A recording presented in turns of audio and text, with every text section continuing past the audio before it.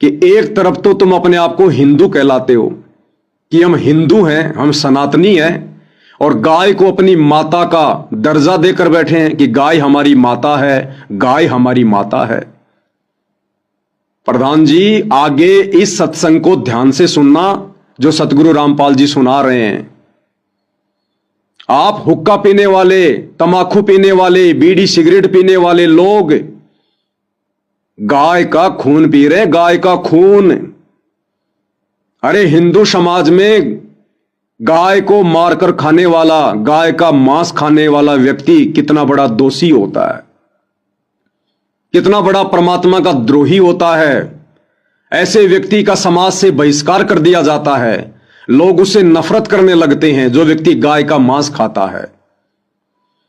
और आप हुक्का पीने वाले, आप लोग गाय का खून पी रहे, गाय का खून।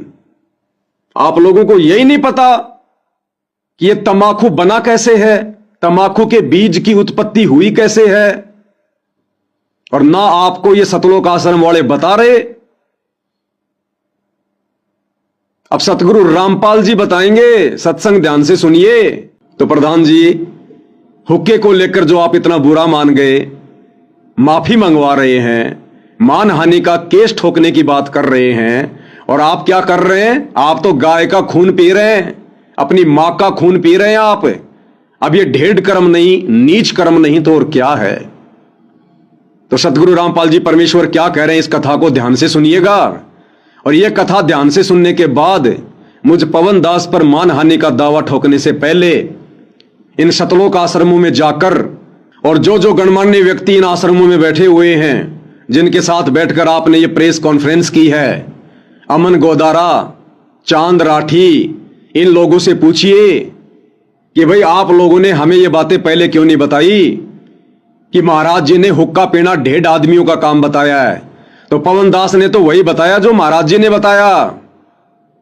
तो सवाल करो इन लोगों से कि आप लोगों ने हमें पहले क्यों नहीं बताया। महाराज जी का मान सम्मान करने से पहले हम अपने इन अपवित्र हाथों से उस पवित्र महापुरुष की प्रतिमा का सम्मान ही ना करते। हम इंतजार करते उनका हिसार जेल से बाहर आने का, तब तक उनका ज्ञान सुनते, इन बुराइयों को छोड़ते, और ढेड़ की श्रेणी से एक व्यक्ति की श्रेणी में आते, एक इंसान की श्रेणी में आते। तो ये सवाल जवाब इन आश्रम वालों से करो जिनको इन सब बातों का पता है। ये सत्संग इन्होंने भी सुन रखे हैं, हमसे ज्यादा सुन रखे हैं, लेकिन ये वर्तमान में काल प्रेरित हैं, अहंकार वश हैं, मान बढ़ाई में फंसे हुए हैं।